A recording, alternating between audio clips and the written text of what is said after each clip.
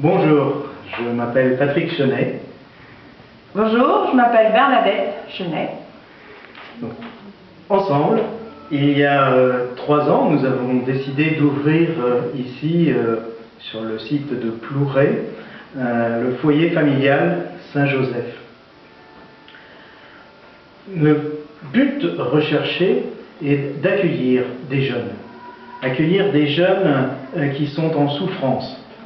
Alors, en souffrance, soit parce qu'ils connaissent des problèmes d'addiction, de drogue, d'alcool, soit parce qu'ils ont ressenti très fort la solitude, ils en ont souffert, ils en souffrent encore, soit parce qu'ils sont en situation de détresse, pour une raison ou pour une autre.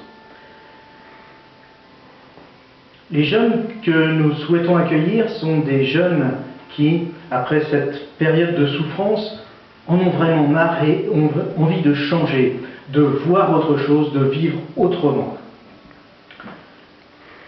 Au cours des expériences passées que j'ai eues durant ma vie professionnelle, j'ai eu l'occasion de voir toute l'importance qu'il y a au niveau des relations humaines et de voir ces besoins qui sont absolument nécessaires pour chacun d'entre nous. Le premier besoin que l'on ressent, c'est le besoin d'être écouté.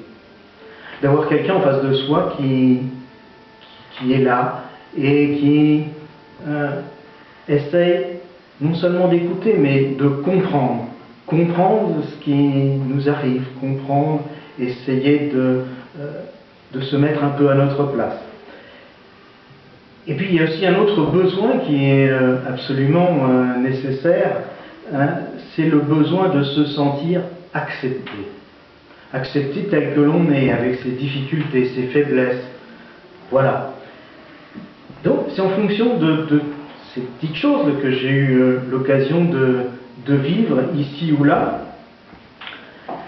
que je me suis dit que ces jeunes avaient les mêmes besoins. Et notamment un besoin de se sentir valorisés, de reprendre confiance en eux.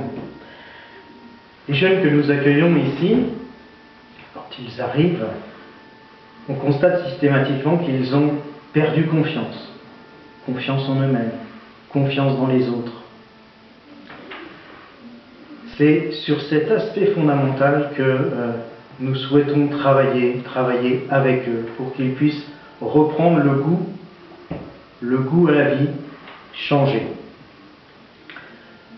Le leitmotiv que l'on a systématiquement quand un jeune arrive, c'est « j'en ai marre de ma vie, ça va pas, ça colle pas ». Avoir marre, c'est bien, mais alors, le but c'est de changer de vie. Pour changer de vie, qu'est-ce qu'il faut faire? On propose déjà 3 pistes. Changer ses habitudes, changer son environnement, changer ses relations. Changer ses habitudes, c'est peut-être arrêter de se coucher à 3 heures du matin, arrêter de faire la fête, se lever le matin de bonne heure. C'est l'emploi du temps. Peut-être qui paraît un peu difficile, notamment au début. Lever 7h30, coucher 10h, 10h30, voilà. Changement d'habitude. Pour changer de vie, il faut aussi changer son environnement. Et c'est pas un hasard si on se retrouve ici à Plouray, en pleine campagne, centre-Bretagne. C'est joli, il y a de beaux paysages, c'est magnifique, surtout avec le soleil. Mais c'est pas du tout la ville, quoi. Hein? C'est pas du tout ce que vous avez pu connaître avant. Besoin de rupture, là encore, au niveau de l'environnement. Changer ses relations. Changer ses relations, c'est... bon, il y avait des copains, oui, des copains de galère. Copains de galère, vous savez ce que c'est. Vous en connaissez les limites, vous avez pu les tester, malheureusement. Ici, c'est d'autres copains qui sont là, qui ont vécu des choses qui ressemblent fortement à ce que vous avez vécu, et ensemble, vous allez vous rendre compte que vous n'êtes pas seul à avoir connu ça. Ceux qui sont avec vous ont connu des scénarios qui sont tout à fait proches. Et donc ça va vous permettre de vous aider également. Il est important de faire ces expériences également dans la durée. C'est pas en 8 jours, 2 mois, 3 mois, c'est pas une question de temps d'abord. Mais il est important quand même de se donner du temps pour ce changement profond d'attitude. Voilà, c'est une première étape, changer. Ensuite, il y a une deuxième étape. Avant de repartir vers la vie active, il y a une deuxième étape qui est importante, c'est une étape d'analyse. Analyse, comprendre ce qui a pu se passer, pourquoi j'en suis arrivé là, pourquoi j'ai fait ce choix-là. En analysant le passé, en comprenant ses faiblesses, on peut se reprendre, on peut évoluer, on peut éviter aussi de retomber dans les mêmes travers. Donc cette étape-là, elle est importante également. Notre foyer, il vit comme une famille. Et les règles de fonctionnement qui en découlent sont simples, classiques, mais nécessaires. Aucune violence, c'est évident.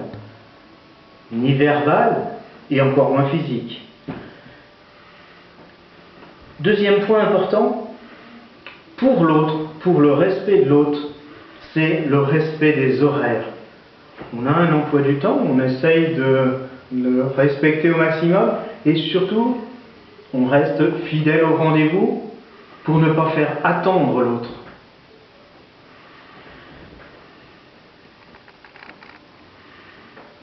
Participation également à toutes les activités. Activités, tâches ménagères, les travaux manuels, toutes les activités qui peuvent être proposées dans le foyer. Il est demandé également, parce que nous le disons clairement, nous sommes un foyer qui s'appelle Foyer Familial Saint-Joseph, nous sommes catholiques et nous pensons que la foi peut nous aider dans cette démarche. Et si nous faisons cette démarche-là, c'est aussi parce que nous sommes catholiques. Et donc, il est demandé d'assister au temps de recueillement qui rythme notre vie. Une dernière chose peut-être importante au niveau des règles, et j'en terminerai par là au niveau des règles, il faut avoir la volonté de respecter des règles simples, d'hygiène et de santé. Évidemment, pas de drogue. Évidemment, pas d'alcool. Et puis, si possible, limiter la consommation de cigarettes. On demande maximum 10 cigarettes par jour. Voilà pour brosser très rapidement les règles qui existent dans ce foyer. Je vais maintenant te laisser continuer pour dire un petit peu ce que tu fais aussi, ici, comment tu gères. Bon, pour ma part, ayant eu une enfance difficile, ma mère étant décédée lorsque j'avais 4 ans, mon père s'était remarié vers l'âge, j'avais 9 ans. J'ai connu beaucoup de souffrances, privation de nourriture, violence verbale, même physique. Je ne trouvais plus ma place. Je me sentais de trop. Mon père était très malheureux. J'ai fait tentative de suicide avec mon père. J'avais 9 ans et demi. L'adolescence, je l'ai vécue chez la sœur de ma belle-mère. Là, j'ai repris goût à la vie, petit à petit. Malgré de nombreux problèmes que cela représentait, dès que j'ai pu, j'ai commencé à parrainer des enfants, dès que financièrement j'ai pu. Car pour moi, venir en aide aux orphelins, aux enfants défavorisés, ça me redonnait goût à la vie. Ensuite, je me suis mariée. J'ai eu 4 enfants, dont 3 grossesses ont échoué, dont une avec des jumeaux. J'ai toujours voulu beaucoup d'enfants et de jeunes autour dans ma famille. En fin de compte, je voulais transmettre ce que ma mère n'a pas pu faire, puisqu'elle est morte très jeune. C'était mon seul but, c'était de faire ce que ma mère n'avait pas fait. Donc, l'image de ma mère, le si peu de temps que je l'ai connue, elle savait ouvrir la porte aux autres. Il y avait toujours un couvert en plus à la maison. Elle le disait, c'était pour ceux qui n'avaient rien.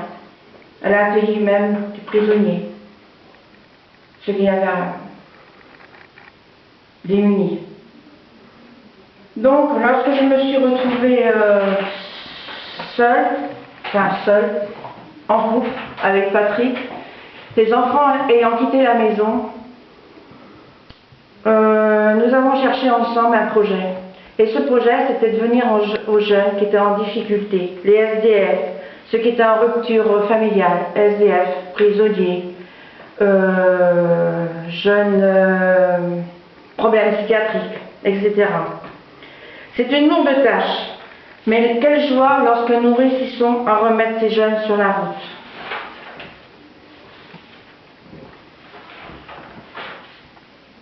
Ainsi, je suis là pour les réconforter, les consoler, les soutenir moralement. Certains ayant eu un lourd passé ont besoin de beaucoup d'attention. Et c'est dans ces parcours que je me sens heureuse de pouvoir les aider, car je les comprends. En effet, le partage de tous ces moments est tellement énorme que parfois, nous n'avons même pas besoin de se parler.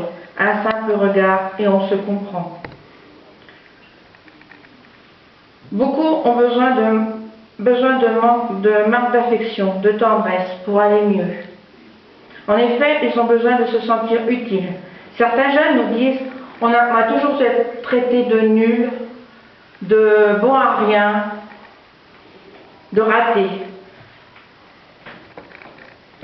Alors, lorsque je leur dis que je leur fais confiance et qu'il va réussir, leur visage s'illumine et ça repart. Par moments, je suis fatiguée, car certains jours c'est dur, mais avec la force de la prière, cela m'aide à continuer davantage avec eux, d'avancer. Toutes ces actions, nous les menons depuis 3 ans, je disais tout à l'heure. C'est une tâche qui est parfois lourde, c'est vrai, mais c'est aussi une tâche qui est difficile financièrement parce que beaucoup de jeunes, on parlait de SDF tout à l'heure, ont peu de ressources ou voire pas du tout. Et malheureusement, quand on accueille des jeunes, il y a des charges, il y a de la nourriture, il y a... voilà. Et c'est toujours délicat de parler d'argent, mais c'est vrai que le foyer familial ne pourra continuer de vivre que s'il est effectivement soutenu. Soutenu par la prière, ça c'est sûr, et nous le sommes, mais également soutenu financièrement. Si vous le pouvez, n'hésitez pas, faites un don. Il est déductible des impôts, comme pour toute association, et donc un reçu fiscal peut être délivré. Merci d'avance pour votre générosité. Bonne soirée.